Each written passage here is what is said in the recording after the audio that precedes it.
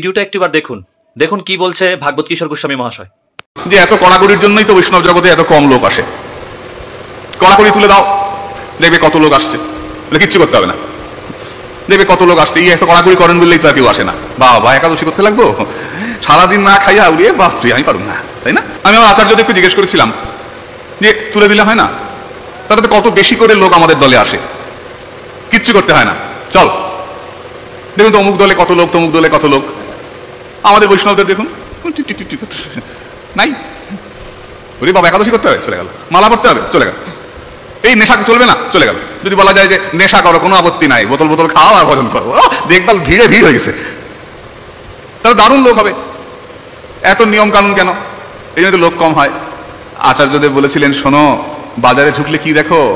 বাজারে ঢুকা দেখবা কোন দোকানে সব থেকে ভিড় কম? সোনার দোকানে দেখবা দুইটা একটা লোক বসে রয়েছে, আর ছোট্ট ছোট্ট বাটখারা দিয়ে, ছোট্ট ছোট্ট বাটখারা দিয়ে পাল্লার মধ্যে ওজন করে, কাচের বাক্সের মধ্যে, তাই না? আর কোন দোকানে ভিড় বেশি দেখবা?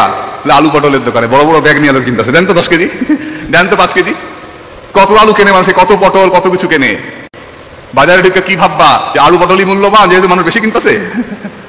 যদি আলু পটল মূল্যবান জেনে আলু পটল কিনে নিয়ে ঘরে যাও, বোকামি হবে। কেন? ওটা থাকবে না, পচে যাবে। তাই দীক্ষা নিতে গিয়ে আমরা যেন আলু পটল না খুঁজি, সঠিক স্বর্ণের সন্ধান যেন করি। জয় রাধে।